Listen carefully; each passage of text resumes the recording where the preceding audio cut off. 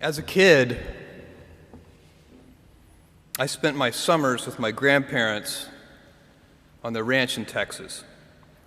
I helped fix windmills, vaccinate cattle, and do other chores. We also watched soap operas every afternoon, especially Days of Our Lives. My grandparents belonged to a caravan club, a group of Airstream trailer owners who traveled together around the US and Canada. And every few summers, we'd join the caravan. We'd hitch up the Airstream to my grandfather's car, and off we'd go, in a line with 300 other Airstream adventurers. I loved and worshiped my grandparents, and I really looked forward to these trips. On one particular trip, I was about 10 years old. I was rolling around in the big bench seat in the back of the car. My grandfather was driving, and my grandmother had the passenger seat. She smoked throughout these trips, and I hated the smell.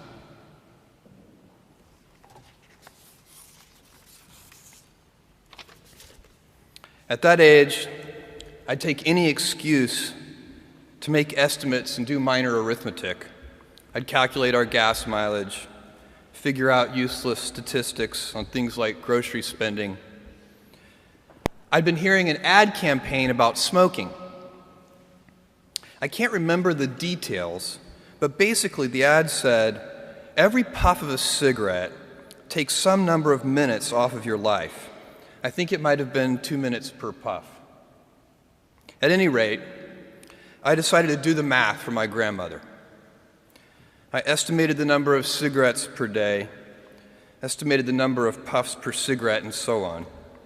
When I was satisfied that I'd come up with a reasonable number, I poked my head into the front of the car, tapped my grandmother on the shoulder, and proudly proclaimed, "At 2 minutes per puff, you've taken 9 years off of your life." I have a very vivid memory of what happened next, and it was not what I had expected. I expected to be applauded for my cleverness and my arithmetic skills. "Jeff, you're so smart. You had to have made some tricky estimates. Figure out the number of minutes in a year and do some division." That's not what happened. Instead, my grandmother burst into tears.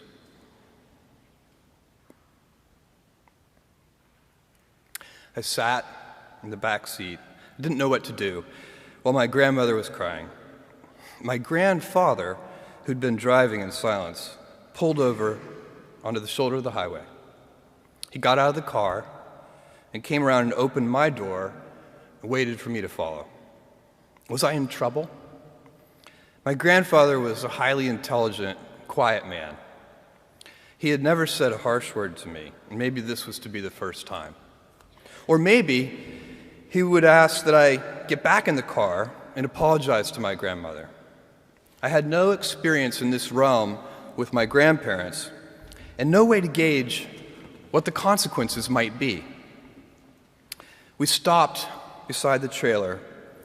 My grandfather looked at me, and after a bit of silence, he gently and calmly said, "Jeff, one day you'll understand that it's harder to be kind than clever."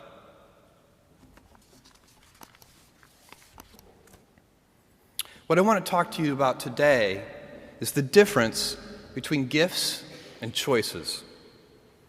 Cleverness is a gift. Kindness is a choice. Gifts are easy. They're given, after all. Choices can be hard. You can seduce yourself with your gifts if you're not careful, and if you do, it'll probably be to the detriment of your choices. This is a group with many gifts. I'm sure one of your gifts is the gift of a smart and capable brain. I'm confident that's the case because admission is competitive. And if there weren't some signs that you're clever, the dean of admissions wouldn't have let you in. Your smarts will come in handy because you will travel in a land of marvels. We humans, plodding as we are, will astonish ourselves. We'll invent ways to generate clean energy, and a lot of it. Atom by atom, we'll assemble small machines that can enter cell walls and make repairs. This month comes the extraordinary but inevitable news that we've synthesized life. In the coming years, we'll not only synthesize it, but engineer it to specifications. I believe you'll even see us understand the human brain. Jules Verne, Mark Twain, Galileo, Newton, all the curious from the ages would have wanted to be alive, most of all, right now. As a civilization, we will have so many gifts, just as you as individuals have so many individual gifts as you sit before me. How will you use these gifts? And will you take pride in your gifts or pride in your choices? I got the idea to start Amazon 16 years ago. I came across the fact that web usage was growing at 2,300% per year, and I'd never seen or heard of anything that grew that fast. And the idea of building an online bookstore with millions of titles, something that simply couldn't exist in the physical world, was very exciting to me. I just turned 30 years old, and I'd been married for a year.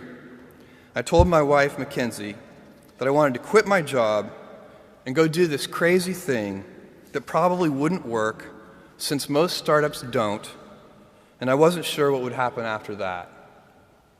Mackenzie, also a Princeton grad and sitting here in the second row, told me I should go for it. As a young boy, I'd been a garage inventor. I'd invented an automatic gate closer out of cement-filled tires, a solar cooker that didn't work very well out of an umbrella and aluminum foil, baking pan alarms to entrap my siblings. I'd always wanted to be an inventor, and she wanted me to follow my passion. I was working at a financial firm in New York City with a bunch of very smart people, and I had a brilliant boss I much admired. I went to my boss and told him I was going to start a company selling books on the internet. He took me on a long walk in Central Park, listened carefully to me, and finally said, "That sounds like a really good idea, but it would be an even better idea for someone who didn't already have a good job." That logic made some sense to me, and he convinced me to think about it for 48 hours before making a final decision. Seen in that light, it really was a difficult choice, but ultimately, I decided I had to give it a shot. I didn't think I'd regret trying and failing, and I suspected I would always be haunted by a decision to not try at all. After much consideration, I took the less safe path to follow my passion, and I'm proud of that choice. Tomorrow, in a very real sense, your life, the life you author from scratch on your own, begins. How will you use your gifts? What choices will you make? Will inertia be your guide, or will you follow your passions? Will you follow dogma, or will you be original? Will you choose a life of ease, or a life of service and adventure? Will you wilt under criticism, or will you follow your convictions? Will you bluff it out when you're wrong, or will you apologize?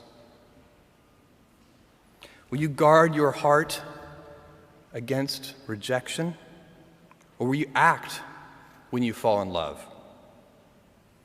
Will you play it safe, or will you be a little bit swashbuckling? When it's tough, will you give up, or will you be relentless? Will you be a cynic, or will you be a builder? Will you be clever at the expense of others,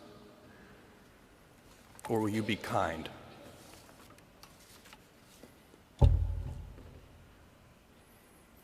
I will hazard a prediction. When you are 80 years old, and in a quiet moment of reflection, narrating for only yourself the most personal version of your life story, the telling that will be most compact and meaningful will be the series of choices you have made. In the end, we are our choices. Build yourself a great